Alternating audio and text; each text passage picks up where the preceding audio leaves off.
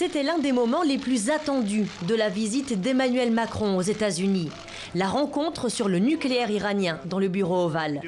Un tête-à-tête qui commence dans une atmosphère détendue avec ce geste du président américain qui retire une pellicule de la veste d'Emmanuel Macron.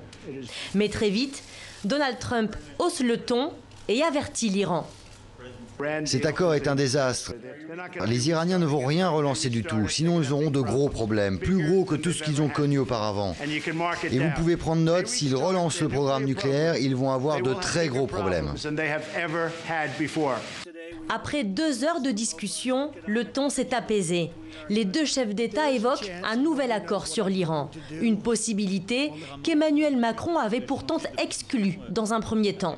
Nous ne nous mettons pas dans une situation qui consiste à faire de l'intervention à tout va, mais plutôt à construire un cadre stable qui va protéger nos intérêts, construire la paix. C'est ça, je crois, la grande différence et la nouveauté de ce vers quoi nous avons convergé aujourd'hui. On ne déchire pas un accord pour aller vers nulle part. On construit un nouvel accord qui est plus large et qui permet de prendre l'ensemble de nos préoccupations.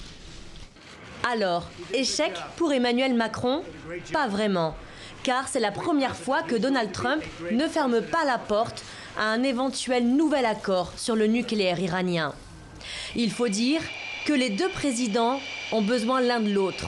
La France a par exemple soutenu les États-Unis lors de l'attaque contre la Syrie.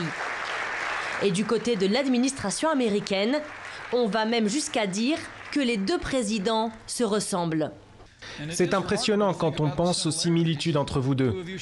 Comme notre président, vous avez remporté une incroyable victoire et renversé l'establishment.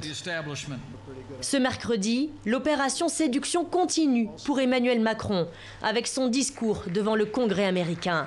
Reste en jeu le bras de fer sur les accords commerciaux entre l'Union européenne et les États-Unis.